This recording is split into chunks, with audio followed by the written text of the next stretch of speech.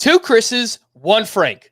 What could go wrong? Welcome into Fantasy Baseball today on Tuesday, December 27th. Frank Stampfl joined by Chris the Welsh and Chris the Towers. Woohoo! He is back. He's working his way back into baseball mode. We're happy to have Chris Towers back. I'm going to have to refer to you guys by your last names today on the podcast, so it's going to be a little weird just going like Towers, Welsh, but whatever. We'll make it work. I'm used to it. You know, I've worked. That's the thing about like working in or adjacent to sports is you tend to get referred to by your last name generally anyway. So I'm used to being Towers. You know, very, very few people call me Chris. And I'll relinquish Chris to Towers if you'd like, because I'm used to Welsh. No, we Towers and Welsh. We don't have to fight over Chris. It'll get awkward. Okay. Well, sounds Towers, like an album. Yeah. It sounds like it. Would you say it sounds like an album? Welsh Towers. Yeah, it sounds like a really good album from just some good 90s like a shoegaze. Yeah, something like that. Like some like European. I don't know if they have They have garages in Europe, right? What would they call it? Like we have the carts that lose. The different garage term. Rock. Yeah, there you go. The next big recording label, the Welsh Towers. Anyway, Towers, how are the holidays, buddy? How are you doing? Good. It's freaking cold. I think this is like the coldest I've ever been in my life the last 3 days. And like, I just moved into a new apartment a couple months ago. And like, I'm really jazzed about like how little I spent in electricity my first month here. My first month was $88 for my electric bill. And like, for reference, my old place, we were doing like $200 a month on average for electricity. So like, I got that first bill and I'm like, I'm never turning the heater on. And I finally broke the last couple of days. I couldn't, like, getting out of the shower 2 days ago when it was like 17 degrees outside and my feet hurt on the cold stone floor. So I'm okay. Other than that, you said I'm getting back into baseball mode, assuming that's a reference to my Twitter handle, which is Chris Towers is in football season. I don't know if I can change my Twitter handle anymore with the new rules, right? Like I'm going to lose my blue check mark if I say that I'm going into baseball mode. So I'm just in football mode forever on Twitter now. Sorry, guys. Oh, gosh, it's going to be so misleading for the podcast. We'll make it work. Welshie, I'm not sure if you consider this a present or coal, but your Diamondbacks now have Gabriel Moreno and Lourdes Gurriel. It was a present. Yeah. Yeah, no, it was approved. Like, listen, you get rid of, statistically from a fantasy perspective, like, hey, the best fantasy catcher from a home run side, just a good offensive player. I've been around him. It's great. He's the best player involved in the trade.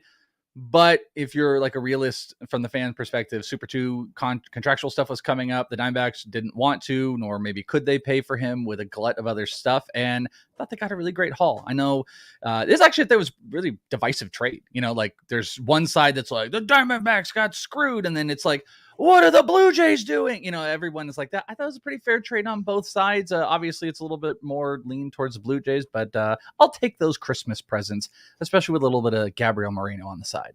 Yeah, I agree with you. I think it was a fair deal for both sides as well, and surprised. But we're going to be breaking down that entire trade from a fantasy perspective. Daulton Varsho traded over to the Blue Jays, along with a bunch of other moves that have been going on. We've got reliever signing with the Phillies, with the Giants. We'll get into all that. Nathan Eovaldi to the Rangers just happened today as well, so we'll get into all that. The point of today's podcast was to do a head-to-head points mock draft recap, but I don't know how much time we're going to have for that. So hopefully we can get to that a little bit later on. But I think the main focus here will be breaking down all of these moves. And let's jump right in. Daulton Varsho traded to the Blue Jays in exchange for catcher prospect Gabriel Moreno and outfielder Lourdes Gurriel. Daulton Varsho last year finished 69th overall in Roto, 2.6 fantasy points per game, which is not great. But if you think about his skill set, he strikes out quite a bit. And his steals matter much more for Roto than they do for head-to-head points. 27 home runs for Varsho. That was tied for the lead at the catcher position. His 592 plate appearances ranked second behind only Sean Murphy. Welsh, I'm coming right back to you. I want to ask you just your thoughts on Daulton Varsho from a fantasy perspective. Does this improve his value? And what do you think about the dynasty value now too? Because I don't think he's going to be playing much catcher in Toronto. Yeah, so I mean, I think I think it's actually tough, even though this is like a theoretical, like better offensive spot. I don't know if it improves his value. The Blue Jays run a decent amount compared to where the Diamondbacks were. Of course, both are in line relatively the same. I don't know, maybe the stolen bases come back just a tiny bit because there are better opportunities for players, for RBI opportunities for runs to be batted in Toronto. You could speculate on that, of course. I think there's obviously better opportunity for just guys being on, which could up the RBIs. Maybe he's going to have batted in a few more times, depending where he is in the lineup. But I think it's relatively lateral-ish overall. But from a dynasty perspective, I don't think it's a huge positive. Obviously, the clear-cut thing that everybody realizes at this point is catchers all but gone. Alejandro Kirk and Danny Jansen are just two steady tight ends, I was going to say, in football mode as well. Two steady catchers that they've got in line, both with some pretty impressive projections as far as like steamer goes, that you just don't see Daulton Varsho acquiring 20 spots at the catcher position here. So that's going to go away, but it doesn't take away that he's also a pretty valuable outfielder. But, we got to see the batting average improve. He's not a great bat versus lefties, which is also not a big shock to anybody. He hit 221 this past year, also hitting only 240 against righties. So overall, that was a relative struggle. But if he can improve, if there's more lineup protection out there, maybe the batting average is going to come up. He's a potential 30-10 guy. So even in the outfield, that's a really big positive. So I think from redraft, it's solid, maybe with the slightest tick up this year. Dynasty, it's kind of a tick down, but I think it's so hard to evaluate what do you even do with him in Dynasty right now, because everybody in the world knows he's going to lose catcher eligibility. So everyone's not going to want to pay the price of what current Varsho has for you. So I'd almost want to hold him into the season to see if we can get on a hot spell and make people kind of forget about the whole catcher thing instead of trading him right now, where I actually think there's like a down in people's minds on Varsho. Yeah, I actually think this might create a buying opportunity in Dynasty. If you play in a league with more than 3 outfielders, he's still going to have outfield eligibility, and he's still going to give you power and speed, which is very valuable in a roto or categories league. So if anyone in your league is just freaking out about Daulton Varsho, you might actually be able to get him on the cheap, which sounds weird now that he's playing in Toronto. Towers. It feels weird calling you Towers. Towers. Daulton Varsho, early ADP is 42.8 over at the NFBC. So puts him in the middle of the 4th round of a 12-team league, the end of the 3rd round in a 15-team league. I think on paper, I think it's a neutral move as well, because the Diamondbacks were 14th in run score last year. The Blue Jays were 4th. Okay, that's an upgrade. I don't know that he's going to run more in Toronto. I think my first thought would be he would run less, but now they're changing the rules, so everyone should theoretically be running more. It's kind of hard to break it all down, but your thoughts on this move for Varsho? Do you think, does he even creep up a little bit from this ADP right now, 42.8? I wouldn't be surprised if he crept up, just because it is a better offense. And I think generally when players are in the news, they probably tend to move up in ADP, assuming the news isn't negative, assuming it's not injury news. So I would think that there will probably be a little bit of a move up, and maybe he gets more solidly into the 3rd round in those 15-team leagues in NFC, and maybe he's more like an early 4th rounder in 12-team leagues. But I don't know if he should move up. He's a tough player because he doesn't really impact the ball all that hard. He's a very, very pull-heavy player, which is how he overcomes not hitting the ball all that hard. 66th percentile max exit velo, 25th percentile hard hit rate, 25th percentile average exit velo. You look at the expected WOBA and all the expected stats, they're pretty bad. But again, when you're a very pull-heavy player like he is, that tends to, you can overcome, kind of middling quality of contact metrics. And he's the kind of player who's done that. So, I think when you're hitting 6, that can be an okay spot when in terms of, whether he's going to run, because it's kind of I think people can view it as kind of a secondary table setter after your big bat. So, maybe I think like you said, it's probably a lateral move, maybe a slight upgrade, but I wouldn't be moving him up too much. As far as, the can't hit lefties thing, he's been bad against lefties in the majors. He was very bad against lefties last season. What was it, a 550 something OPS against lefties? That's not going to play. If you look at the minor league numbers, there are some more positive indicators. 2021 especially, he had a 921 OPS against lefties, very good strikeout to walk ratio for relative to his overall skill set. So I'm not going to write him off entirely against lefties. He could still make some progress. We're still talking about relatively small sample sizes all around. So I think there's room for some internal improvement.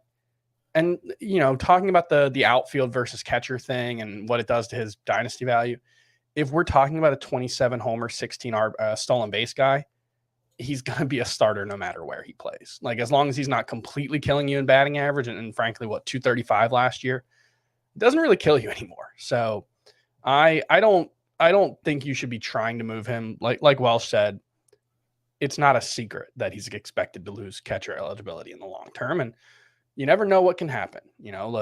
Life finds a way, as we're fond of saying. It takes one Danny Jansen 3-month injury for him to potentially get an opportunity for more playing time at catcher. So right. I think it's not out of the realm of the conceivable that Varsho could maintain some catcher eligibility. The only thing I want to add, just throw in with you, Frank, is two things. As far as the ADP goes, I think people realize this, but also NFBC is going to prop up catchers just because it's a 2-catcher format. So when you look at the ADP, you're going to see, so like if I'm just talking to the people that are playing maybe more consumer type of leagues and is going to have a 1-catcher league. He doesn't really belong in that range, but I still don't know if it's that far off. But I really wanted to ask you guys this because I'm curious about this one. If you're looking at, some of the concerns, we talked about some of the concerns with him. Obviously, the catcher eligibility makes him valuable, but even long term, who would you rather have, Daulton Varsho or a player that ironically put up similar numbers with just a little bit worse of a batting average and is like 2.5 years older, in Kyle Schwarber? He had 46 homers, but also had 10 stolen bases this past year. Hit 218, but was coming off of a 266 season. Strikeout numbers are obviously work, but it's double-digit walk rates, always high ISOs. Seems to have found a great place. Is going to have a table setter, theoretical table setter in Trey Turner, though he might still lead off, and Trey Turner hits 3, so he's going to be batted in. I'm just curious because his NFBC value is in the late 50s. So it's redraft and dynasty. Daulton Varsho almost kind of becomes Kyle Schwarber when he loses catcher eligibility. So I'm just curious, Kyle Schwarber versus Varsho, maybe it's a dynasty question. So assuming Varsho loses the eligibility, Frank, who would you rather have? Even though Varsho has a couple years younger age-wise on him. Yeah, I think I would still go Kyle Schwarber regardless. No, for redraft this year, if you're factoring in catcher eligibility, I would go with Varsho. From a dynasty perspective, I would go with Schwarber because if you look at his batted ball metrics, he actually does crush the ball. And I would expect with the shift being banned, batting average will creep back up a little bit for Schwarber. And maybe he's a 240, 250 hitter. I don't know that he's going to ever hit like above that. But I would take Schwarber from a dynasty perspective. I don't know if you feel differently, Towers. Yeah, I mean, 27 versus 29 doesn't really bother me all that much. I think anytime you're talking about a dynasty, I think we tend to probably overrate year 4 and 5 and 6 when we're talking about dynasty value. And if you ever it's always fun to look at like dynasty rankings or dynasty draft results from like 3 years ago, because it's just like, what the hell were we doing? Was everybody drunk? Like we have no idea. Just stuff changes so much. Think about how much everyone's like, this 27-year-old judge, he's washed up. Just put him down in the 60s and 70s. Yeah, that's all. Like, you don't know what's going to happen in 2027, right? Like, the world could be over. Your league could be done. One of those would be worse than the other one, I guess. But I tend to not worry too much about like, oh, he'll be 34. Well, okay, yeah, that's a long time from now. We have no idea what's going to happen in 2 years, and there's a pretty good chance that one of Kyle Schwarber and Daulton Varsho has no value in 3 years in fantasy. So that's just how this game works. So I wouldn't be too concerned about the age gap. So I would prefer Schwarber. I think a really interesting one, a player with a very similar skill set to Varsho, is Adolis Garcia, who, coming off a 27 homer, 25 steal season, 31 homers and 16 steals the year before, like, he's been better than Varsho. And he's going, 2 rounds later, but obviously catcher eligibility. But I think when you're talking about dynasty value, Varsho is going to have a lot more value. Nobody believes in Adolis Garcia. I saw Frank laugh when I brought up the name, but no. It's a good name to bring up, though. It really is. That's another player who, like, if I'm in a dynasty league and I could move Varsho for Adolis Garcia plus a really nice piece, who doesn't have a guaranteed value but could turn into something, that's one I'd consider. I just think the reason why I made that face is because I have no idea how to value Adolis Garcia from a dynasty perspective. Absolutely no idea. He's 29 years old, and he was one of 4 hitters to go 25-25 last year. And nobody thinks he's good, even though his underlying metrics besides strikeout rate are all very good. He's got one big flaw as a hitter, but like Varsho has the same flaw. Yeah. And Varsho doesn't have the elite exit velocities. Well, and Garcia is at like 2 straight. I mean, he's averaging like a 246, I think is the batting average, with a lowered strikeout percentage from the year before, a higher walk percentage and bigger counting stats. He's a total anomaly. That's actually a pretty sneaky one. If you're really wanting to get sneaky with it, Varsho, I think easily could get Adolis Garcia simply by age. I think it's very feasible to get Adolis Garcia plus, but this is also like the mindset, because I would have said 6 months ago in Dynasty, you did not think of Varsho in the same conversation as Kyle Schwarber and Adolis Garcia, 29-year-olds. You were looking at a 26-year-old catcher eligible player who is getting you double-digit stolen bases and 25-plus homers. That's a completely different mindset of a player, but you're now looking into the new spot that he's in, the potential loss of this position, and it is speculative. We would all throw this out. It is speculative, but it's smart speculative because there are 2 lockdown catchers in front of him that we assume he's not going to, but we're speculating across the board that this is now the spot and the people that he's around in conversation. And that's not what it was a little while back. So that's why those type of trades really might be accessible to the Varsho owners. All right, let's quickly talk about the return on the other side here. Welsh, your Diamondbacks received Gabriel Moreno, who is one of the top catcher prospects. Does he still have prospect eligibility? He does not. No, he lost that eligibility. I believe it's not on at-bats. If everybody knows, it's 130 at-bats. Yeah. It was service time. 130 bats or 50 innings pitch, but days on the active roster can also lose you the eligibility. I think he got it by like 1 day. I think it's like 60 days or something. And something like that. 61 days, something like that. Yeah. And Gabriel Moreno was regarded as one of the top catcher prospects this time last year. He, I believe, has fallen in quite a bit in some people's eyes. 62 games at AAA. He hit 315 with 3 homers, 25 games with the Blue Jays. Gabriel Moreno hit 319 with 1 homer. He makes a ton of contact, just an 11% strikeout rate. Way too many ground balls, 57% ground ball rate. Again, really small sample size, but that has been the issue in terms of the power. That's why we aren't seeing this big home run total from Gabriel Moreno, just hitting too many balls on the ground right now. Welsh, your thoughts on him with the Diamondbacks this year? Will he be the starter from the jump? Will that be Carson Kelly? And also, if you have any quick thoughts on Lourdes Gurriel also coming over in that deal. Yeah, I don't believe he'll be the starter off the jump. I think they're going to ease him in. They love the 2-catcher system. They've always wanted to implement it at whatever cost they can. Varsho was kind of playing that. They'd even bring a 3rd catcher. And that team with Varsho would carry 3 catchers. Stephen Vogt was doing it a couple years ago. So, no, I think this will be Carson Kelly, is at least on the onset, is going to be the main guy, with Moreno being the sub.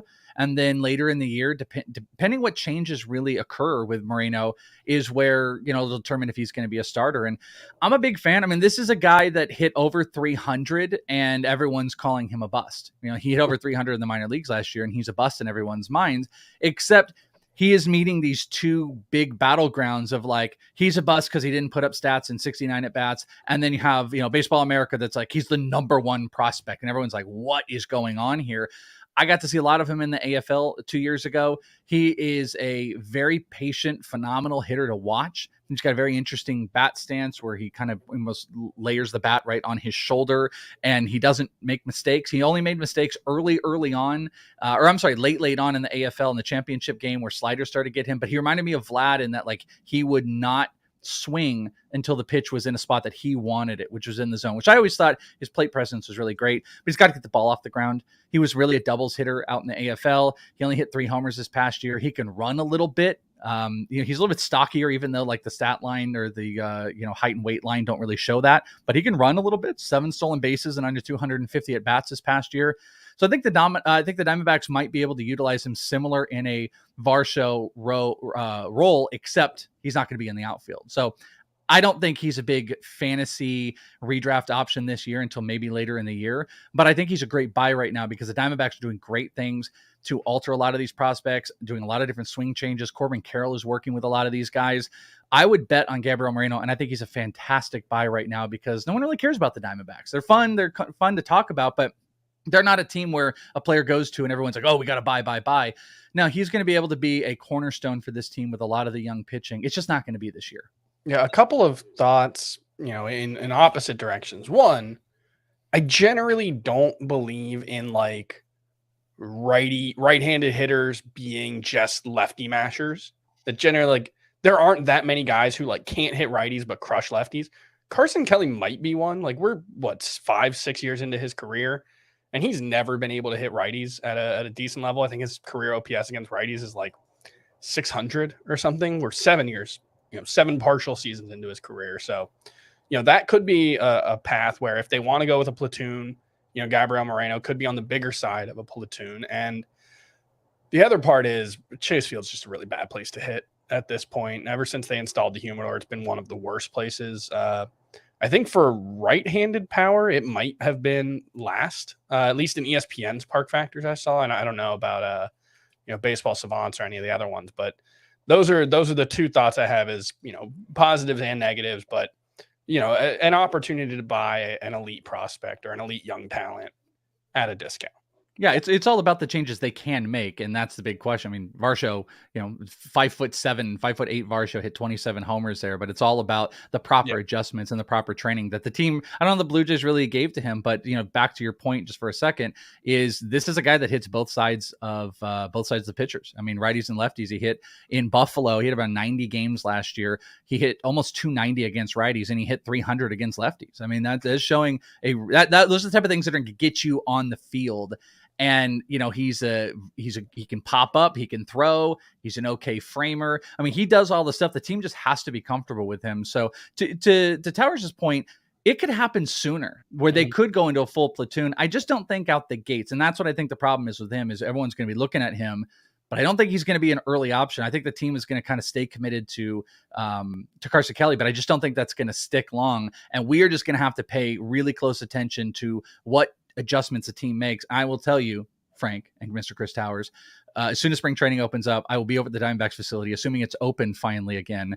And I am going to be asking everybody I can about what's going on with Gabriel Moreno, even Corbin Carroll himself. I'm going to try to get to, because I would love to know if there's any positive news out of him, because that's going to be a big buy at this moment. But you might have to take the dive, like Towers said. You might need to kind of do it now. The opportunity might be now before any positive changes are made. The Steamer projections, for what it's worth, for Gabriel Moreno: 276 batting average, 7 homers, 3 steals in 73 games. So if you think he could play a little bit more than that, maybe 8 to 10 homers with a good batting average, a second catcher, someone you could look at. It wouldn't surprise me if he plays more as the season goes along. Keep those things in mind. You're not drafting him in a one-catcher league, but Gabriel Moreno, potentially someone you could draft at the back end there as your second catcher if you choose to wait. Lourdes Gurriel, I'll quickly bring up. He's likely to play left field or DH. Obviously, this doesn't help for Alek Thomas, who we were hoping, if they trade away Daulton Varsho, hopefully an outfielder is not coming back in return. But for Gurriel, I think we know who he is at this point. Strong batting average, kind of empty stats, huge downgrade in terms of the lineup and the ballpark as well. The early ADP, 225.9 on Lourdes Gurriel. Welsh, it looked like, did you have a reaction to the Alek Thomas comment? I mean, just a little bit. Like, I kind of think with the move of Varsho off, and this is just me from being around them, I think that was more of a testament to their trust in Alek Thomas. I know a lot of people were kind of being like, oh man, another outfielder out here. Like, I don't care what Roster Resource does and says with Pavin Smith, like, oh, Pavin Smith is the DH, whatever. I think Lourdes Gurriel is going to be more of a DH, and I think this was more of a commitment to Alek Thomas moving forward. I really do. There's still some trade rumors that are floating out there about Jake McCarthy. Don't be shocked if there's a Jake McCarthy move, and then that opens it up. I just don't think Alek Thomas is dead in the water because they got another outfielder. They got a lot of position flexibility, but to move a star like Varsho says to me more about Alek Thomas than actually any other outfielder. Hey, you know what? I've got Alek Thomas in the Sky White Dynasty League, so anything that could get him back on the field or get him back on track in terms of his prospect status, yes, please, let's make that happen. A whole bunch of other moves. Let's try and run through these right now. The Giants made some moves last week. They signed Taylor Rogers. They signed Michael Conforto. Let's start with Taylor Rogers. Signed a 3-year, $33 million deal. Joins his brother, Tyler Rogers, which definitely will not cause a bunch of confusion in fantasy. No, that would never happen. Yeah. How does this affect Camilo Doval? Here is a quote from team president Farhan Zaidi that I saw on MLB.com. Quote, one of the concerns we've had with Camilo Doval is just making sure we're taking the long view on his workload. Having two guys that are comfortable closing, it gets important when you have a safe situation. And then you've got an extra inning game where you use your closer the third day in a row. It's just nice to be able to have the discipline to say you're definitely not pitching safe situation or not. I think it mitigates some of the risk of overworking your closer if you have a couple of options. Towers. This does not sound good one bit for Camilo Doval, who I will pull up his ADP, but he is being drafted relatively early. Most people thought he would just be the closer. His ADP is 72.9.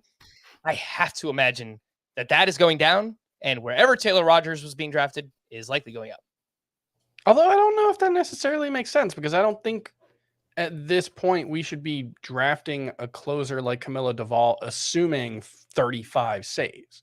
You know, you draft that guy hoping you get really good ratios, really good strikeout numbers, and 25 saves. Because most teams, and the Giants have been like most teams, they don't just have one guy. And I think the likely outcome here is you're probably looking at, okay, there's a team, you know, this will happen maybe 8 times a year where a team has 2 lefties coming up in the 9th inning in a save situation. They go to Rogers instead of Doval. But I don't think it like dramatically changes. It gives him a little more competition. It introduces uncertainty, and uncertainty is bad for fantasy. But it doesn't necessarily kill his value. I would still expect, 25 saves from Camilo Doval, and I'm not sure that's much different than what I would have expected before this. And if you are also in the same camp as Chris Towers, then this might create a buying opportunity for you to draft Camilo Doval at a discount. Taylor Rogers was being drafted outside the top 300. That's just because people didn't know where he was going to pitch. So I imagine that moves, 50 spots, at least inside the top 300, something like that. Probably a lot more, probably 100 spots or something. But I would expect maybe 5 to 10 saves and pretty good ratios from Taylor Rogers as well. Their other signing was Michael Conforto, who they signed to a 2-year, $36 million deal. I believe there is an opt-out between year 1 and 2 for Michael Conforto. He missed the entire 2022 season after having shoulder surgery in April of this year. That was actually the second shoulder injury that he's suffered, pretty major shoulder injury that he suffered. He will turn 30 in March. We haven't seen him play since 2021, obviously. His last 2 full seasons, Welsh, Michael Conforto finished 58th overall in 2019, 289th in 2021. I think that's just a good microcosm of Michael Conforto's career, where he has been up and down and up and down, and now he's going to San Francisco. Your thoughts on Michael Conforto? Yeah, it's odd too, because it feels like they just signed him and Mitch Haniger. It just seemed like very similar-ish signings and making good on some of the power. I think it's just a huge question. Obviously, Mitch Haniger is a bigger power bat, but I mean, Conforto, besides that, 2020 season where he hit over 300, he sat in the relatively 240 range for 3 other seasons. Power numbers have been up there, but I also alluding to, there's an injury that didn't get him signed for an entire season. We haven't seen him play for an entire year. That doesn't make me feel great. Did you say his ADP? His ADP right now is 236. He's the 53rd outfielder off the board. I don't know. That seems right. That seems like I'm seeing in the relative ranges. See, Andrew Benintendi is in there with the White Sox. I don't know. I could buy into Conforto over Andrew Benintendi. I look at Jock Peterson, his teammate, and I don't love Randall Grichuk. I don't love the class in there. So I guess for all of the negatives I'm throwing on it, what is a recipe for a player you would avoid? You'd say I don't know, a down year and a guy that didn't play, and then let's throw injuries on top of it. All those things happened and are in his rear view. So doesn't get me excited, but post 200, he's going to hit a predominant spot in this lineup. They're going to have to manufacture as much as they can. It's a pretty tough division if you're talking about pitchers in general, even the lowly Diamondbacks throwing out guys like Zach Gallen and Merrill Kelly. So I don't know. I think 230 is a relative range. I'm not crazy optimistic. I'm probably looking and projecting in like the 240s with low 20 home runs and probably in the 70 run in RBI. That would be what I would presume you're getting out of Michael Conforto, which I think I'd rather have Mitch Haniger. I'd rather bet on big power potential than, I don't know, mediocre counting stats on Conforto. Tough place to hit too. That's the other thing, is one of the worst parks for left-handed power still, even though they've made some changes. Oracle Park still rates out as one of the worst parks for both sides, but for lefties, in particular, I think of someone like Brandon Belt, who's kind of a similar hitter to Michael Conforto, has very good, quality of contact metrics, not the greatest strikeout rate, but he's been much, much better on the road throughout his career than he was at home in San Francisco. Yeah, if you look at Oracle Park the past 3 years for left-handed power in particular, they ranked 26th according to StatCast, and Citi Field ranked 16th. So it's a pretty big drop for Conforto, where he previously played with the Mets and now going over to the San Francisco Giants. Should still get some pop. Counting stats should be all right if he could stay on the field. Batting average probably not going to be great. Fourth or fifth outfielder in a 5 outfielder league, but outside of Haniger has an ADP around the 170 and Conforto's is around 230. What would you rather pay if you had to pay? I'd go with the cheaper guy. You would go with Conforto then? Yeah, I'm not a huge Haniger fan, so I just go with the guy who's cheaper. I would go with Haniger. I think some of the injuries he's dealt with are pretty fluky. Like last year, he had a sprained ankle that forced him to miss 3 months. It's just completely random. And then everything else he's dealt with in the past, it's like 1 year removed from that monster, 38 homer season or 35 homer season. So I guess I would go with Haniger, but I don't love either, I guess. Yeah, and just for the reference, Brandon Belt, 72 career home runs at home, 103 on the road. He's actually been a more productive hitter overall at home because he hits more doubles and triples and a better batting average, but just killed his power at home. All right. Well, we got a bunch more to get to. We've got Craig Kimbrel, we've got Nathan Eovaldi, but let's take a quick break and we'll get to that right after this. I've never lost a wingman. You're lucky. Fly long enough, it'll happen.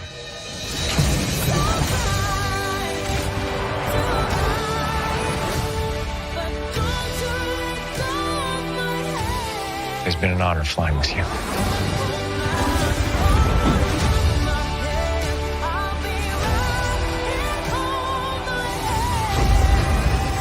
Top Gun Maverick, rated PG-13, now streaming on Paramount Plus.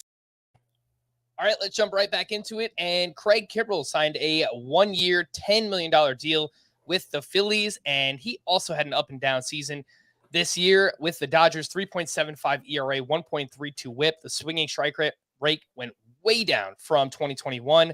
The walks also went up, just over 4 walks per 9 for Craig Kimbrel. He is reunited with Dave Dombrowski from their days back in Boston when Kimbrel was the closer. So maybe you can kind of peek into that a little bit.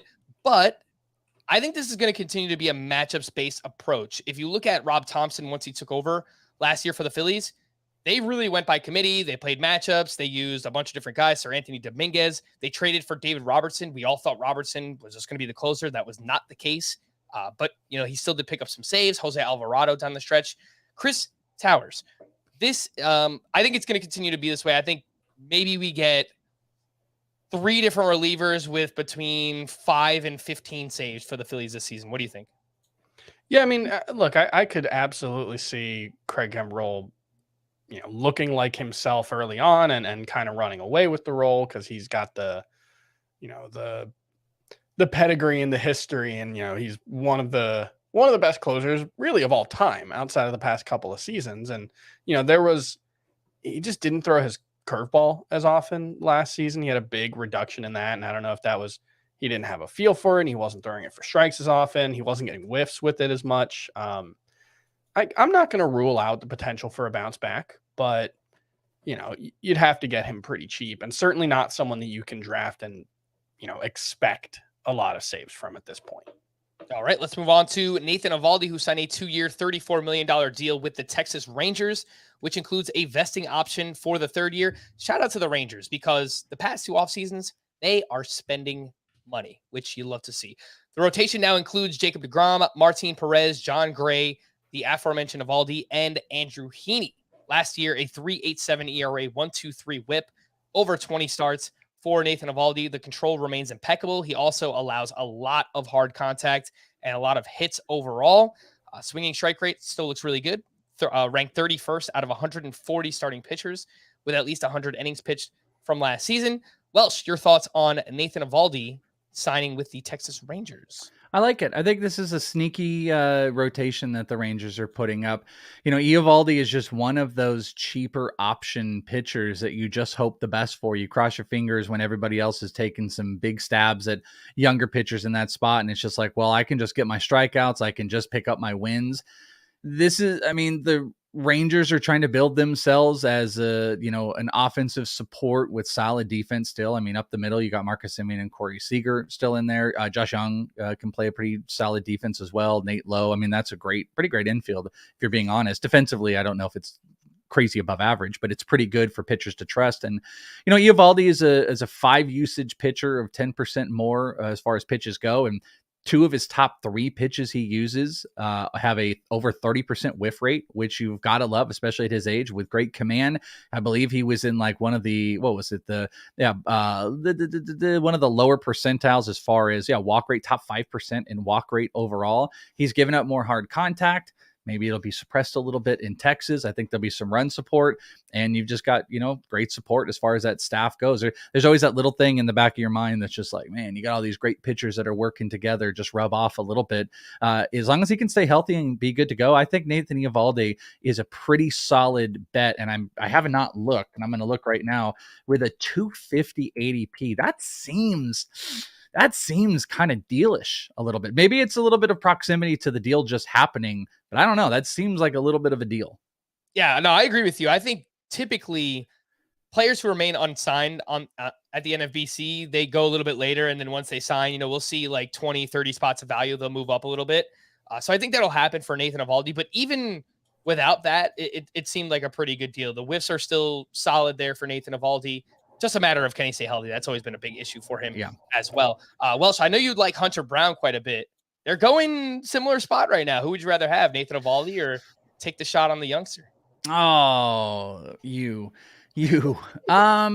that's tough because I tend to shy away from like going big bets on young players, but that's one of the few guys I might take my stab at Hunter Brown, if I'm being honest, for the pure upside. I do think that's a team in a team context where I think you can be mediocre and you can walk into 12 wins. And I think he's though I think there's a little bit more question as far as his rotation spot goes. So, I mean, man, it's kind of pitting me in a corner. I think push comes to shove. If I maybe have already a little bit upside, maybe I took Nicola Dolo. Nicola Dolo is one of my guys this year, and maybe I got 1 or 2 upside plays. I feel like Eovaldi might round up my system. So I don't want to cop out. I guess in a vacuum, I would say Hunter Brown, but I think there are scenarios where I might talk myself into Eovaldi coming up more. And the rotation that I build, it might just make more sense for me to pull the trigger on Eovaldi than going on a young guy like Hunter Brown. All right, we had another big piece of news last week, just kind of drop on Thursday out of nowhere. Trevor Bauer's 324 game suspension was reduced to 194 games by an independent arbitrator, making him eligible for immediate reinstatement. The Dodgers have until January 6th to decide if they will reinstate Bauer to their 40-man roster, but it's currently unclear if the organization intends to keep him in its plan. It's not unclear. No, I mean, it hasn't been, but like we had reports last spring that Dodgers players didn't want him back, or going back to the when the allegations came out. So I would be stunned if they didn't release him, especially the decision, I think, takes like a third of his salary off the books this year. So I think he's gone.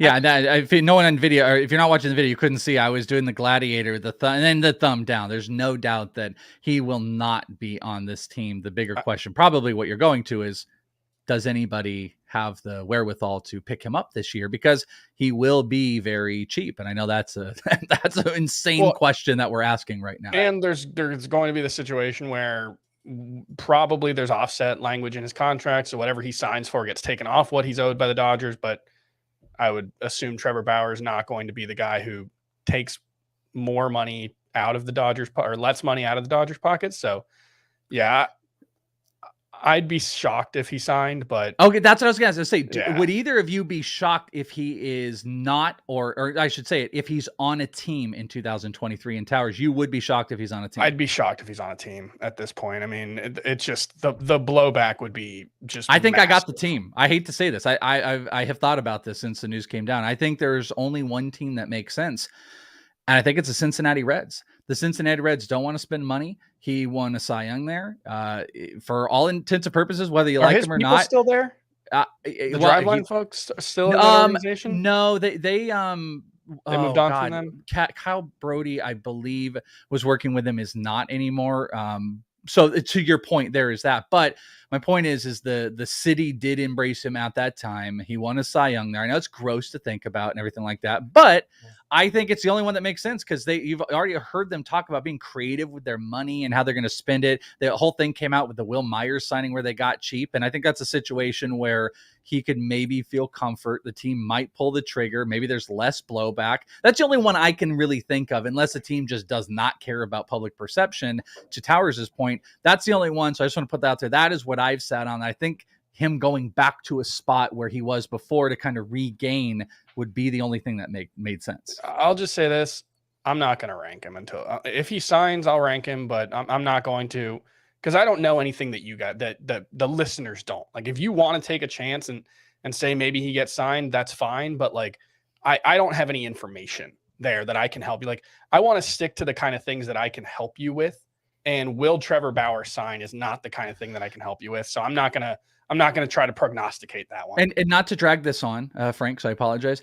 And I actually want to say, because I agree, because I disagreed with you last year, Towers, and you were right. You were right about it, because I disagreed in the aspect of like, hey, listen, it's all speculative. This is going on here. I think we should still rank him. He's still on a team, blah, blah, blah. And you ended up being right about that. But I think I'm going to hold to the same thing that's kind of true now is he doesn't have a team and he was just suspended and he had. So I don't see how I can rank him because there's no assurance outside of he can come any team that wants him allowed to play, but any team that wants him can afford him because he is owed $22-23 million. And if he wants to play on a show me deal, he can do that. So technically any team can have him if he is willing to eat the money, but there's no assurance to it. So I'm with you. I feel there's no need to rank him in any conversation until something actually proves. It's your call. Like that's just the way I'm going to say it. It's like, I'm not going to tell you to draft him. I'm not going to tell you not to draft him. I'm not going to tell you where to draft him. If you want to do it, that's your call as a player. Did you guys see he has a min pick on NFBC? Did you see what that is?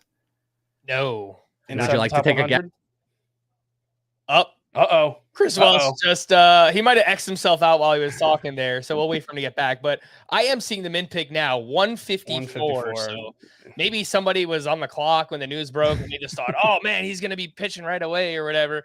And here he is. I'm so excited. I got so excited that Okay, so did you guys guess? He was censored. I actually, I kicked you off the podcast right before you were about to. We were talking way too much about Bauer and we got kicked off. All right, so what was your guess? I revealed it while you were gone. I'm sorry. Oh, okay. Dang it. All right, 154. But you know what? My guess is that somebody was on the clock in a slow draft, like when it happened, and they're just like, "Oh my God, Trevor Bauer's going to pitch," and they probably just like drafted him. So. You may be right. You may be right. Again, we have no idea. It's a complete unknown right now. So. Yeah. You know, once we learn more, that we'll save it until then. And frankly, I hope we don't have to deal with it. Just putting it out there, like we probably will. Yeah.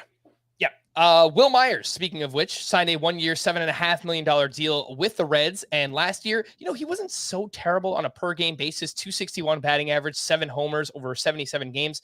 Great American Ballpark is the #1 team for right-handed power according to StatCast Park Factors. Just look at what Brandon Drury did last year. A complete afterthought, undrafted in basically every league. And he was a league winner. He finished as a top 100 player. So I'm not saying Wil Myers is going to do that, but I'm saying that there's a chance. So just keep that in mind when it comes to Wil Myers. A few veteran lefties signed. Drew Smyly, a 2-year, $19 million deal with the Cubs. Sneaky good last year, 3.47, you know, like good in the Drew Smyly sense. 3.47 ERA, 1.19 whip, 12.4% swinging strike rate. All the ERA indicators slightly over 4, so probably going to regress a little bit. Welsh, more so, what does this mean for Hayden Wesneski? Someone that flashed down the stretch, I thought would turn out to be a good sleeper or breakout this year, and maybe he'll get his chance. Again, life finds a way. Someone gets hurt, boom, he's in the rotation. But as of now, it looks like Stroman, Tyone, Justin Steele, Kyle Hendricks, Drew Smyly in that Cubs rotation. Yeah, I mean, I think you nailed it right at the end there. I think there will be a spot and a time where he's going to get it. It's just not going to be at the beginning of the season. This controls innings. They don't have to go nuts with it by giving him the whole year. I don't know if the team, I mean, they can if they want, but like, do you look at that rotation? Do you think they have ultimate confidence in the health of that rotation for the rest of this year? Tyan has had stuff. Kyle Hendricks, Drew Smyly. No, I think Wisniewski is the next guy up, and this allows them to maintain innings. Also, this team isn't competing this year. I mean, maybe they want to pretend they are, but they're still another free agency class away from really getting back into the mix. So I think you sign a guy like Drew Smyly to lock up a rotation spot to suppress some of whether it's control or innings or whatever it is for young pitchers that they don't feel he's necessarily ready for. So it's a solid signing, but I think it kind of takes him off the list, and he's more of a waiver wire week to week look than he is someone that anybody should be stashing. All right. The other lefty that signed was Rich Hill, a 1-year, $8 million deal with the Pittsburgh Pirates. Probably will be a streamer at some point in the season. Not great news early on in the season for Luis Ortiz, who I think is in a similar conversation as Hayden Wisniewski. There's some upside there. He throws hard, has a nasty slider. I know that, Saris is a big fan of Luis Ortiz, but we're probably going to have to wait a little bit to see him in 2023. A few other signings here. Tucker Barnhart signed a 1-year deal with the Cubs. He's likely going to split catcher duties with Yan Gomes. James McCann was traded to the Baltimore Orioles for a player to be named later, and he will back up Adley Rutschman. Eric Hosmer was officially released by the Boston Red Sox.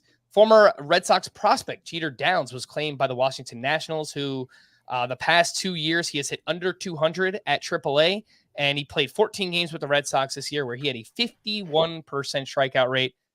Welsh, is there any hope for Jeter Downs? I used to love me some Jeter Downs. I was a big Jeter Downs guy back in the Cincinnati era, but he just completely fell apart as far as what contact rates he can make. It's a funny thing about this trade too, was he gets to rejoin guys that he was involved in a trade with Josiah Gray. He gets to rejoin Josiah Gray and Keibert Ruiz. They're all back together and they were all involved in one of those trades. But I don't hold big hopes. He came back out in the fall league. I believe it was 2 years ago, looked as worse as can be. Doesn't look like anything has changed. He's a great defender. He can run a bit, but he completely lacks any feel for hitting, and that hasn't changed. And that's actually regressed. He was a much better minor leaguer back in low A and high A, but then it completely fell apart. So no, unless he goes and works out with Matt Holliday like everybody else does, I don't really feel confident about him being anything positive. Yeah, I do wonder if there's just like something the Red Sox were trying to have him do that didn't work, because the gap between what he was doing with the Dodgers and even back with Cincinnati and what he did with Boston is just massive. I mean, he was a 20% strikeout rate or lower guy, and then with Boston and AAA, and maybe he just got exposed to AAA. Like maybe that's the answer, but his strikeout rate jumped to 30%. So it's the kind of thing where like if he's in spring training and he shows some signs, maybe we'll be interested, just because like this guy might steal 30 bases in a full season with the new rules. It just depends on whether he can strike out less than 30% of the time. The problem is also the organization. Like they've got 2 young developing middle infielders in Luis Garcia and CJ Abrams. Like there's no, like he would really, honestly, he'd have to like come over and like start playing some third or something like that, because I think this team, I mean, if they don't make the commitment to Luis Garcia and CJ Abrams this year, it's crazy in what you're trying to do and develop prospects. That's also why I'm a very big believer in CJ Abrams this year on buying cheap, because I think he's going to steal 20 plus bases and he's going to get an opportunity to hit. But Jeter Downs, weirdly enough, even on a garbage team, this isn't the best spot for him to have a great opportunity. But like Tower said, with all these guys, anyone that's had the tools that maybe is just missing a piece, if they can find it, watch out. This is how late bloomers are created. This is Brandon Drury. This is Brandon Drury all over, finding that cure to whatever it is. Maybe he needs to stop trying to lift the ball up in the air and he needs to change his approach and counts, and maybe that'll fix him. And then he becomes a fantasy asset. All right. Well, Twins prospect Royce Lewis is unlikely to play for the Twins until late June or early July as he recovers from his second ACL tear. Well, someone I know you like quite a bit in Royce Lewis, but we're going to have to wait to see him in 2023, unfortunately. the Carlos Correa saga, it continues. It is crazy. We hopped on here before we started. First thing we're talking about is, dude, it is December 27th, and Carlos Correa has signed with 2 different teams, but also hasn't signed with 2 different teams. So what is going on? I don't know. Something going on with the physical, something with his leg, apparently. But once we learn more, we will let you know about Carlos Correa. And this just came in too. Sean Murphy, after being traded to the Atlanta Braves, signed a 6-year, $73 million contract extension. So good on Sean Murphy. Good for the Braves. I mean, they continue to lock up their young core. How do they do it? I don't know. I don't know. How do they? So the Mets, I mean, Carlos Correa can't get a contract anywhere. He should go to the Braves. The Braves could figure it out somehow. This is 10 years, $112 million for Carlos Correa signed with the Braves. It looks with an opt-out, team opt-out every single year. Yeah, team options all the way through. Yeah, exactly. All right, well, we have about 10 minutes left, so let's talk about this mock draft that we did. We'll get to as much as we can. The results are live on the site right now. You can see both Chris Howers and myself were in it. Scott was in it as well. A few other industry folks were in it. I believe Chris Clegg and a few other people. So it was fun. You could check it out. It was a 12-team head-to-head points mock draft, 21-round draft where you start 9 hitters, which includes 1 of each infield position, one including catcher, only 1 catcher, 3 outfielders, no corner, no middle, 1 utility spot, 5 starting pitchers, 2 relief pitchers, and 5 bench spots. So again, 21-round draft. And Towers, I wanted to ask you, just going in your first mock draft of the off season, your initial thoughts, anything that stood out to when it comes to the player pool, the depth at certain positions, starting pitches, just your initial thought on your first mock draft. What do you think? I think this is my first mock draft. Maybe this is my second. I'm still in baseball and football mode, but yeah, I mean, I was a little surprised at how few starting pitchers went early. It was 2 in the first 2 rounds, something like that.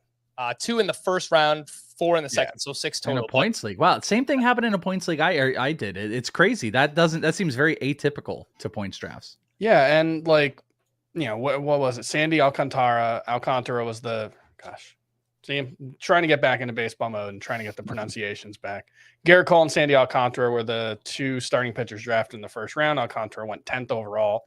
It's when you look at the starting pitcher points from last season, you don't see the kind of gaudy 650 point totals that we've gotten used to, in the 2019 and 2018 eras. So, I get why the starting pitcher prices have gone a little lower, and obviously, the reemergence of that middle class at starting pitcher, I think has really helped as well. But, the one thing that in a points league, especially, I think remains true is just that, there's the middle class of starting pitchers. They can still help, but innings matter a lot in this format, especially in the CBS format where, you get 3 points per innings pitched. Yep. Like that's so massive when you're talking about guys not pitching, through the 5th inning in some cases, but putting up good ratios. So I was surprised to see so few starting pitchers early on. And I think that, might be a situation where maybe I go a little more starting pitcher heavy, especially if I'm drafting in the second half of the first round. I picked 3rd here, so I didn't have that opportunity, but that might be something where if I'm picking 10th, maybe I double tap starting pitchers to start my points leagues and then, go after my lineups. Frank, can I ask a question? Yes. Looking at you both did something interesting that I think is a great topic in points in general to talk about. And it's the relief pitcher. And specifically you, Frank, because you spent a little bit more capital. I'm not seeing exactly where, but you have a bigger name in Felix Bautista. I know you're big into Felix Bautista, and you got Daniel Bard. Towers, you ended up putting together a cheaper cost in David Bednar, and then you got Scott Barlow. Mm-hmm. But you said something interesting where you said the innings matter. Relievers tend to matter less in points, but obviously you can get more of them. You can get 2 or 3 in a single week, but their overall stats are just going to mean less. Frank, I'm just curious because you, I think, spent the highest capital, I'm presuming, with Bautista on a catcher. What is your point strategy, seeing that the pitchers are going later and seeing that we might need to put a little bit more of a cost on it, and why you invested early on a closer in points?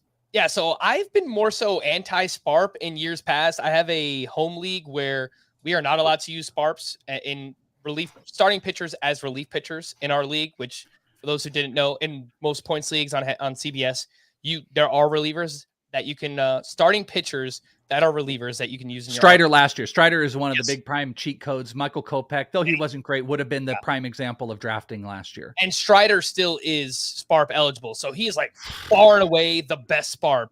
And then there's nothing. There is next to nothing. Like Hunter Brown has a chance to be a starting pitcher who has relief pitcher eligibility. And then after that, you get Brad Keller and Adrian Sampson. We did a podcast last week recapping relief pitcher and taking a look at early rankings with Craig Jewett, who frankly is like the relief pitcher aficionado. And there's really not many. So it's Strider and then it's really bad. I took Felix Bautista in round 11. So I think he lasted a really long time. And that typically will be the case in a head-to-head points league. So I like to get to quote unquote closers who have their team's respective job, at least going into the season. But I really will not invest a top 10 round pick in a reliever in this format. Okay, that makes a lot more sense because the round context really helps here. Because I saw Felix Bautista, and if people aren't like up on it, in a normal like head to head, Felix Bautista is going in the 60s in like an NFBC like categories format. That's a top 60 overall player. So in a 15 man, that's like a 4th or 5th round pick in closers. That doesn't happen the same in points. But I felt like Towers, you did a little bit probably where I would lean. Though you guys already answered the question, I'm looking for SPARPs. I'm looking for those guys, the starting pitchers that qualify as the cheat code. But you, I felt, did more of what I would have probably done in let me just get the 2 cheaper closers that don't cost me the higher thing, because the value is just not the same of what people would expect. Well, and it's closer value is always save driven, but in points leagues, it's so save driven because you can't get, you can get a win, but it's very rare. You can't get a quality start. So like you're hoping for an inning, 2 strikeouts. So that's what, 7 points, 9 points in a point scoring format. And then the save is where you get, an additional 7 points. So like if you start to do the math, you got 12 teams, 2 relief pitcher spots. Most people aren't going to have 3 or 4 relievers on their team. So like there should be someone getting saves on the waiver wire. It's not going to be someone great, but generally speaking, in your 12 team head-to-head points leagues, this is a very shallow format. That's why I'm not necessarily super aggressive on getting a closer in this format, because the replacement level tends to be higher when you're talking about the waiver wire. Yep. Yeah, no, I think that's really well said when it comes to relief pitcher. Again, if there's a year where there are a lot of good SPARPs, then yeah, we could jump in. I know Severino was a SPARP last year. There was a few good ones, like legit 5 or maybe even 10 guys that were serviceable pitchers as SPARPs. But this year, it's just not the case. Maybe they'll emerge later on. For some additional context, Emmanuel Clase was the number 1 reliever in points league last year. He basically tied Logan Webb and Miles Michaelis in scoring last season. I'm not going to count it, but it looks like it's around 25th in starting pitcher is where the best, and that was 30 points clear of the number 2 relief pitcher. Strider only had about 405 points, but obviously that was, only 150 or 130 innings or whatever it was. So, on a per inning basis, he was much better. Frank, not to hijack this, but I didn't do this draft. So, maybe it's warranted that I'm asking you guys this question. There's one other thing that I thought was really apparent from both of your drafts, and I'm really curious if you noticed it or you feel it at all, was I think a false sense of security with outfield, because both of your outfields this is a 12-man, just saying, I think leaves a little to be desired. Obviously, Frank, you got Julio Rodriguez, which is awesome, but then it went down to Marte, and then your third was Andrew Vaughn. And Towers, you ended up having a Rosarena, Yelich, and Nimmo. And I felt like that was very representative of how I've seen all drafts. Doesn't have to be points, but all drafts, that the outfield position is something that I felt in all of my early drafts are getting away from me. And I don't know if you guys felt that based off of who you took. I mean, we were talking about Adolis Garcia earlier. He's outfielder 15 or 16 in ADP right now. So I think that kind of sums up like the state of the position. I think Adolis Garcia is probably a pretty good value there and a pretty good player, but like nobody's all that confident in him, and he's a high end number 2 outfielder. So it's just it's a really tough position. And this draft I did go relatively starting pitcher heavy, so I ended up having to make some sacrifices. In outfield was typically I end up either like 2 outfielders in my first 4 picks, or I end up having to sacrifice. And this was the latter here. So, as I get more comfortable with the player pool and all that, we'll see how it looks. But yeah, it's outfield can definitely, the word you used is right. Outfield can get away from you if you're not cognizant of it, especially in a points league where like steals don't matter. It's just production. So you can't even get like some of those specialists. It's tough. Yeah. Yeah. And this is something we've said already this offseason, and maybe we need to be even more cognizant, where we said, if you play in a 3 outfielder league, you should be fine. You'll be able to come away with a good outfield, even if you wait. It's just, there are other positions that are shallow as well, where third base, we could talk about it right now. Chris, you wound up with Anthony Rendon as your starting third baseman, which you probably don't want, but there's this terrible cliff that once you get past Bregman and Gunnar Henderson, it just falls way off. And last week we were talking, Welsh and I like Jose Miranda as a fallback option, but even that, it's, how comfortable with you are you with him as your starting third baseman in a points league? It's probably not that great.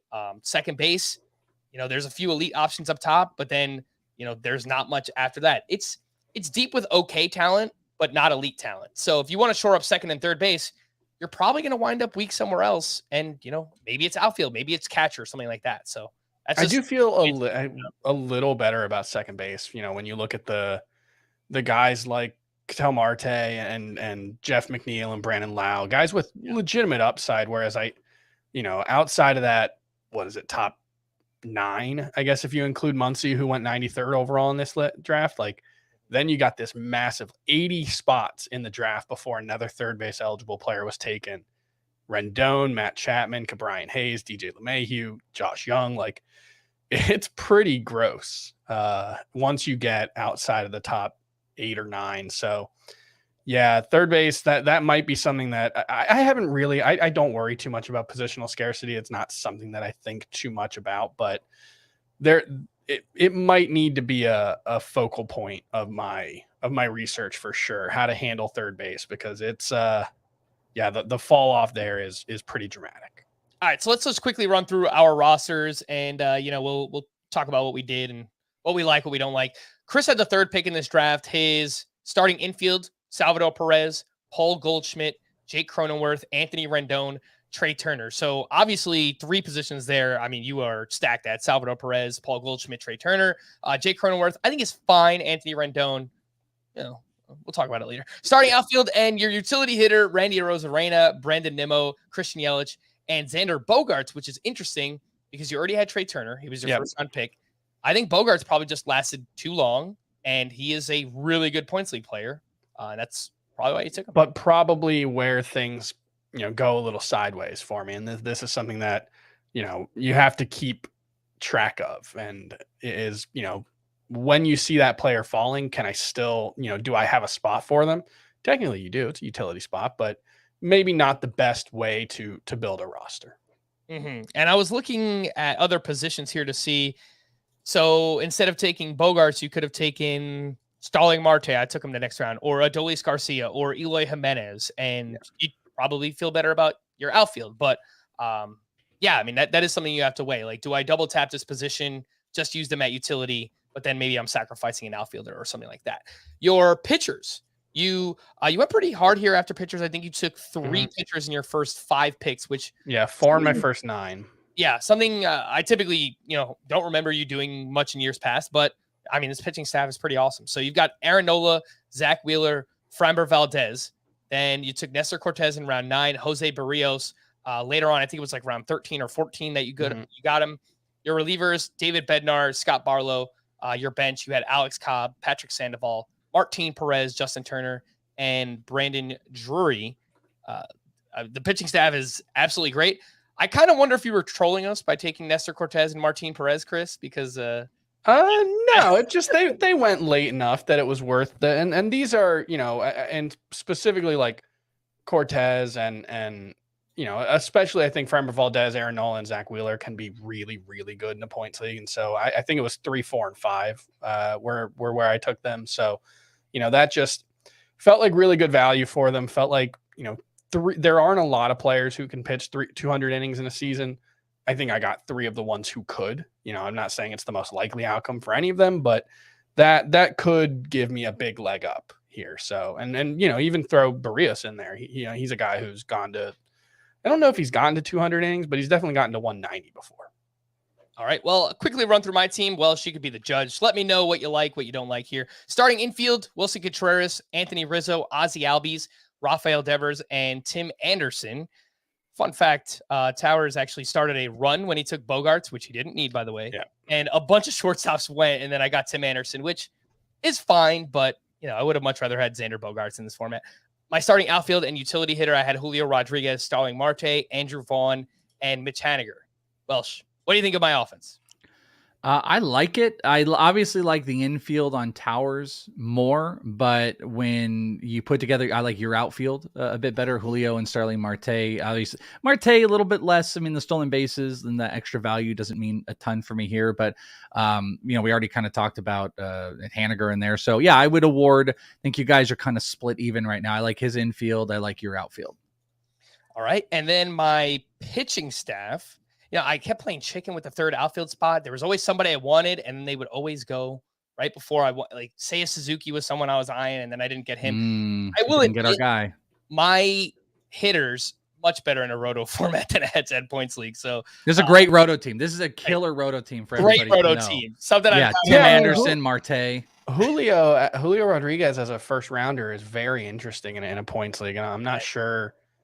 He definitely a first rounder, number one pick potentially in a lot of roto leagues, but in points, you need some improvement there in the plate discipline, especially. And he had that in the minors. He was more typically in the 20 to 22% range or lower.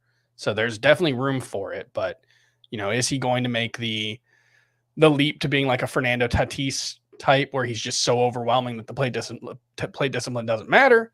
That's the question for a points league. My pitching staff, I took my first starting pitcher in the third round. That was Brandon Woodruff. I actually took two starting pitchers in round 5 and 6 in Max Fried and Joe Musgrove. I got Jesus Luzardo, I think, in round 12. Joe Ryan a few rounds later there. My relievers, Felix Bautista and Daniel Bard. My bench, Matt Mervis, Miguel Vargas, Drew Rasmussen, Kenta Maeda, and Dre Jameson. So 2 big upside prospects there with the hitters. And then shooting for a little bit of upside as well, I guess, with the pitchers there. I feel okay about this pitching staff. I'm not really a big Joe Ryan guy. I don't even know why I took him, to be honest, but I feel all right. Like if I walk away from my head-to-head points league draft with this as my pitching staff, I think I'm okay. Welsh? Drew Jameson, or Drew Jameson. I was looking at Dre Jameson and Drew Rasmussen at the same time. Drew Rasmussen might be a better play over Joe Ryan as far as the starters go in general. I actually don't mind the Joe Ryan pick. I really like this rotate. Jesus Luzardo is like a 4th pitcher. Maybe you want him more 5, but you pushed it back a little bit. Did you take Luzardo after Felix Bautista or before? I took Bautista in round 11. I took Luzardo in round 12. Okay. So they're about the same. I just would have been curious. My mind goes to like, what pitcher could you have got instead of Bautista? And then you could have pushed Luzardo as your 5th starting pitcher. That would have probably been very, very sexy. But I don't know. I think you have a lot of upside. I love the Rasmussen pick, even though I can't say his name. You got a lot of young talent in Mervis, Vargas, and Jameson. I think that actually your 2 drafts are really funny because your benches are like the floor and the ceiling play. Towers is very floorish. It's got a boring feel to it. Like Justin Turner and Alex Cobb, but I love that. Was Sandoval. Making up for the Rendon pick. It's just like, God, I gotta get 3 opportunities at third base and just hope one of them sticks. Yeah, and then you've got all that upside, Frank, on Mervis and Miguel Vargas. If those 2 work out, you're going to be through the roof as far as your fantasy value. And Rasmussen is a sneaky potential startable player. I just would have liked for you to get our guy Jeffrey Springs. That's the only thing I'm disappointed in you about, that you didn't get Springs in this draft. He's so close to having SPARP eligibility in points leagues too. He had 8 relief appearances last year. You need 10. Come on. Yeah, so. Yeah, I'm pretty disappointed. Scott actually wound up with Jeffrey Springs, so I do like Springs quite a bit myself. And someone who went after I took Luzardo, so I could have doubled down, like you said, your boy, Nick Lodolo. So that would have been Ooh, okay. So now I'm through the roof here. I'm sorry, Frank. I don't like it as much. If you could have took Lodolo and then Luzardo, I'd have been through the roof for you on that one. That kills me. That is all we're going to get to here on this draft. Again, if you want to check out the results, you could do so. CBSSports.com/fantasy/baseball. And in case you're freaking out, We're going to do a bunch of mock drafts this offseason. So we're going to do them live. We're going to recap a bunch of stuff. So don't worry about it. This is kind of like our intro to mock drafts here. Let you know a little bit about the player pool and what we're thinking early on. But we're going to have a lot more drafts here in the offseason. For Chris and Chris, I am Frank. Thank you all for listening and watching Fantasy Baseball today. We'll be back again on Thursday. Bye-bye.